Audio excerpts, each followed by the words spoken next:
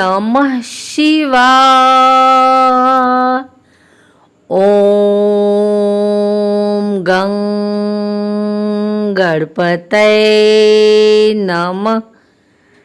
आइए सुनते हैं भाद्रपद मास सोमवार के दिन भगवान भोलेनाथ और गणेश जी की यह कहानी। माता से बढ़कर कोई भक्ति नहीं होती। गणेश जी तो माता के परम भक्त थे।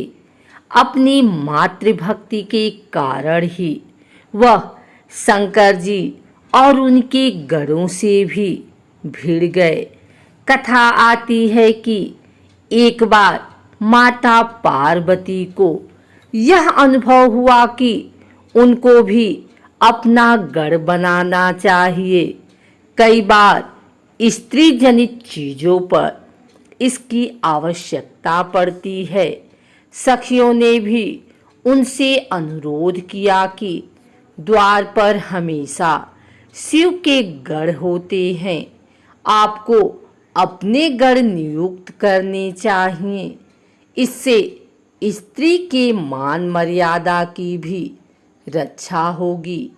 पार्वती जी को यह विचार अच्छा लगा। एक बार वह स्नान कर रही थी तो उन्होंने अपने मैल से गणेश जी की उत्पत्ति की। साक्षात एक विलक्षण बालक सामने आ गया। बालक ने देवी को प्रणाम किया और पूछा, बताओ माँ, मेरे लिए क्या उपदेश है। पार्वती जी ने उनको अपना गढ़ नियुक्त कर दिया।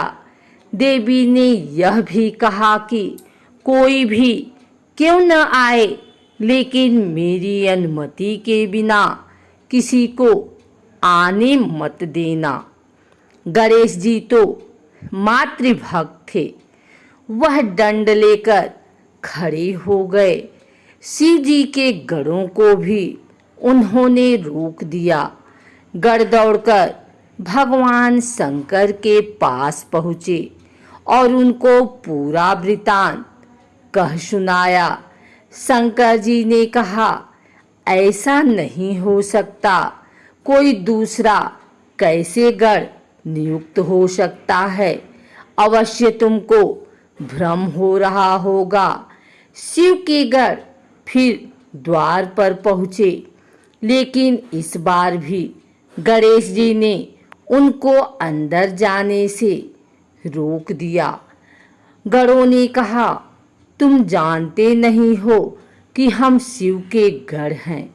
गणेश जी बोले, मैं जानता हूँ, लेकिन मुझे मेरी माँ की तरफ से आदेश मिला है कि मैं किसी को अंदर प्रवेश नहीं करने दूँ। मैं इसी आज्ञा का पालन कर रहा हूँ। गण पुनः शंकर जी के पास पहुँचे। कालांतर में शिव के गणों के साथ गणेश जी का युद्ध हुआ। गणेश जी से सारे देवता हार गए। एक बालक से हारकर देवताओं को बहुत ग्लानि हुई। उनको लगा कि हमारे देवता होने का क्या लाभ। एक बालक ने हमको हरा दिया। देवताओं ने ब्रह्मा जी से कहा कि आप जाइए और बालक को मनाइए। ब्रह्मा जी बालक के पास पहुँचे, लेकिन बालक ने ब्रह्मा जी को भी कह दिया कि अंदर प्रवेश तब तक नहीं होगा जब तक कि मेरी माता का आदेश मुझे नहीं मिल जाता। ब्रह्मा और विष्णु दोनों के साथ गणेश जी की वार्ता असफल रही। दोनों ने भगवान शंकर से कहा कि बड़ा अद्भुत बालक है, किसी की सुनता नहीं है, महापराक्रमी है। सब देवताओं को उसने युद्ध में हरा दिया। आपके भी गणों को उसने हरा दिया है, आप ही कुछ निदान करिए। जब सभी गण और देवता हार गए तो भगवान शंकर स्वयं द्वार पर गए। गणेश जी उनको पहचान नहीं सके। गणेश जी ने उनको भी प्रवेश नहीं करने दिया। शंकर जी ने क्रोध में आकर उनका शिरोच्छेदन कर दिया। यह सूचना पार्वती जी को लगी तो वह विलाप करने लगी। उन्होंने अपने प्रकाश पुंज से उन समान अपनी शक्तियां प्रकट की।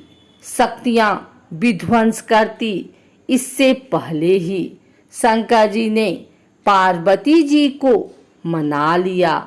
पार्वती इसी शर्त पर मानी कि पहले आप मेरे गणेश को पुराने स्वरूप में लाओ, जो शिरोच्छेदन किया है उसे सही करो। शंकर जी ने अपने गणों से कहा कि उत्तर दिशा में जो भी मिले उसका सिर ले आओ। गण गए उत्तर दिशा में, एक दंत हाथी मिला, गण उसी को ले आए। इस तरह गणेश के मुख पर हाथी की सूंड सुशोभित हो गई। नाम पड़ा गजानन। अंततो गत्वा पार्वती जी के कहने पर ही शंकर जी को घर में प्रवेश मिला। शास्त्रों के अनुसार यह व्रत सोमवार के दिन किया जाता है। इस दिन भगवान शिव और देवी पार्वती की पूजा अर्चना करने का विधान है। इस व्रत को शिव पूजा के बाद सोमवार व्रत की कथा सुननी आवश्यक है। व्रत करने वाले को दिन में एक बार भोजन करना चाहिए। सोमवार को ब्रह्म मुहूर्त में सोकर उठें। पूरे घर की सफाई कर स्नान आदि से निवृत्त हो जाएं। गंगा जल या पवित्र जल पूरे घर में छिड़कें। घर में ही किसी पवित्र स्थान पर भगवान शिव की मूर्ति या चित्र स्थापित करें। पूरी पूजन तैयारी के बाद निम्न मंत्र से संकल्प लें। इसके पश्चात निम्न मंत्र से ध्यान करें। ध्यान के पश्चात ओम नमः शिवाय से शिव जी का तथा ओम नमः शिवाय से पार्वती जी का षोडशोपचार पूजन करें। पूजन के पश्चात व्रत कथा सुने। तत्पश्चात आरती कर प्रसाद वितरण करें। इसके बाद भोजन या फलाहार ग्रहण करें। अगर आपको हमारी वीडियो अच्छी लगी हो तो इसे लाइक करें, कमेंट करें, शेयर करें। हमारे चैनल भक्ति गाथा को सब्सक्राइब करके बेल नोटिफिकेशन ऑल पर सेट कर लें ताकि आगे आने वाली वीडियो सबसे पहले आप तक पहुंच सके। धन्यवाद।